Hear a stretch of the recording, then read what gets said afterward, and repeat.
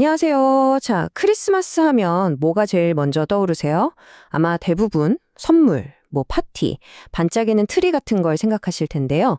오늘은요, 그런 익숙한 모습들 너머에 있는 어떤 특정 신학적인 관점에서 본 크리스마스의 진짜 목적에 대해 한번 깊이 파헤쳐 보려고 합니다. 그래서 바로 이 질문부터 시작해보죠. 크리스마스의 진짜 핵심은, 그 본질은 과연 뭘까요? 지금부터 그 답을 한번 같이 찾아가 보겠습니다. 우리가 보통 생각하는 문화적인 크리스마스랑 신학적인 크리스마스 사이에는 사실 이런 팽팽한 긴장감이 있어요. 한쪽은 선물과 파티, 그러니까 좀 일시적인 즐거움에 가깝잖아요. 근데 다른 한쪽은 구원과 은혜, 그리고 영원한 기쁨을 이야기하죠.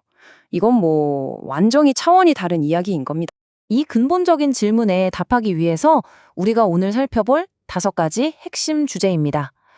크리스마스가 왜 그냥 휴일이 아닌지부터 시작해서요.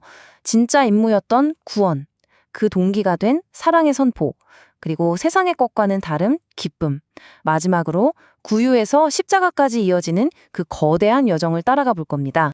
자, 첫 번째입니다. 크리스마스는 그냥 쉬는 날, 그 이상이라는 거죠.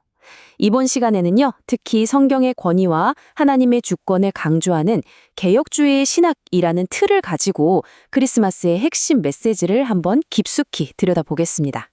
그러니까 핵심은 이거예요. 그냥 캐럴 듣고 분위기에 취하는 그런 감성적인 접근을 넘어서 이 사건이 도대체 왜 일어났는가 그 신학적인 목적을 제대로 이해해 보자는 겁니다.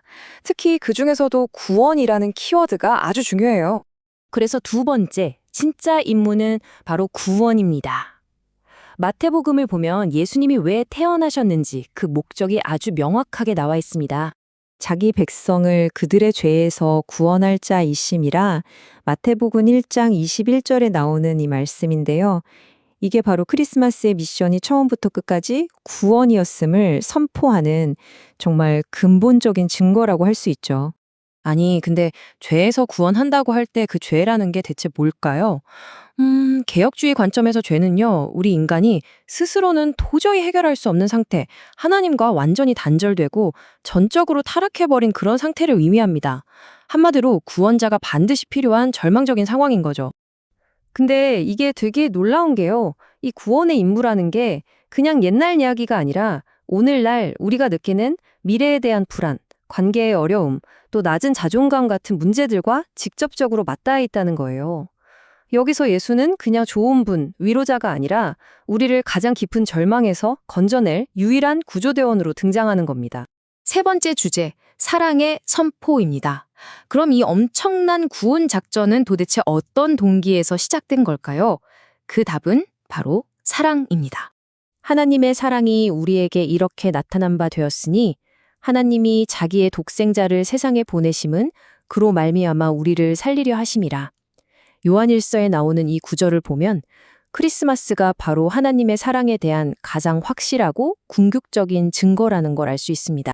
여기서 화목제물이라는 아주 중요한 개념이 등장하는데요. 이게 뭐냐면 하나님의 진노를 거두고 정의를 만족시키는 제물이라는 뜻이에요. 즉, 우리 인류를 대신해서 일종의 평화 제물이 대신 예수님의 역할을 설명하는 거죠. 그 안에 담긴 희생적인 사랑의 깊이가 정말 엄청납니다. 그리고 여기서 정말 중요한 포인트가 있어요. 이 사랑은 우리가 뭘 잘해서 어떤 자격이 있어서 얻어낸 게 아니라는 겁니다.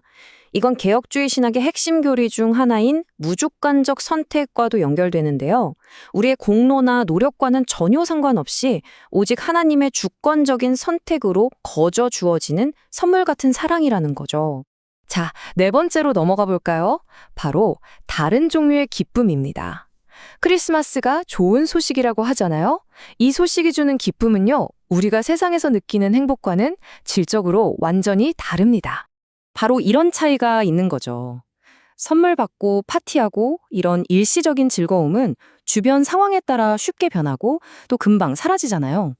하지만 구원, 목적, 은혜에서 오는 이 영원한 기쁨은 변하지 않고 안전하고 영원히 계속된다는 겁니다. 그리고 기억해 보세요. 천사들이 목자들에게 나타나서 뭐라고 했나요? 큰 기쁨의 좋은 소식이라고 했죠. 근데 그게 특정 엘리트만을 위한 게 아니라 모든 백성을 위한 것이었다는 점. 이게 바로 이 기쁨이 얼마나 보편적이고 또 심오한지를 보여주는 대목입니다. 자, 이제 드디어 마지막 핵심 주제입니다. 5번째, 구유에서 십자가까지. 이게 무슨 말이냐면요. 예수님의 탄생과 죽음은 절대로 따로 떼어서 생각할 수 없는 하나의 연결된 사건이라는 뜻입니다. 개혁주의 신학에서는 종종 이런 표현을 써요. 아기가 누워있는 그 말구유 위에 이미 십자가의 그림자가 드리워져 있었다고요. 다시 말해 탄생 그 자체가 목적이 아니라 훨씬 더 큰 희생의 여정, 즉 십자가를 향한 필수적인 첫걸음이었다는 의미죠. 간단하게 보면 이렇습니다. 구유에서의 탄생으로 구원의 여정은 시작되고 십자가에서의 죽음으로 그 임무가 마침내 완성되는 거죠. 이 둘은 완벽하게 하나의 이야기로 이어져 있는 겁니다. 말씀이 육신이 되어 우리 가운데 거하심에 요한복음에 나오는 이 유명한 구절이 바로 성육신을 말하는데요. 영원하신 하나님이 시간과 공간 속으로 우리와 똑같은 인간의 몸을 입고 오신 이 사건이야말로 십자가의 죽음을 위한 절대적인 전제 조건이었습니다. 자, 그럼 지금까지 우리가 나눈 이 모든 신학적인 이야기들을 하나의 아주 강력한 비유로 한번 정리해 볼까요? 저는 이걸 구조작전이라고 부르고 싶습니다. 이 구조작전의 단계를 한번 같이 따라가 보시죠. 첫째, 상황. 우리는 죄라는 감옥에 갇혀 있습니다. 둘째, 문제점. 우리는 절대로 우리 힘으로 여기서 빠져나갈 수가 없어요. 셋째, 임무. 구조대원이 우리를 구하기 위해 직접 이 위험한 감옥 안으로 들어옵니다. 그리고 마지막, 결과. 우리는 마침내 그 구조대원의 어깨에 들려 자유를 향해 구출되는 거죠. 바로 이것이 은혜의 본질이고 우리가 오늘 살펴본 크리스마스의 진정한 의미입니다. 스스로를 구원할 수 없는 우리를 위해 신이 직접 인간이 되어 찾아온 이 놀라운 구조작전. 그것이 바로 크리스마스라는 겁니다. 마지막으로 여러분께 이 질문을 한번 던져봅니다. 크리스마스를 그냥 즐거운 휴일이 아니라 바로 나를 위한 구조작전으로 바라볼 때 여러분에게 크리스마스의 의미는 어떻게 달라지시나요?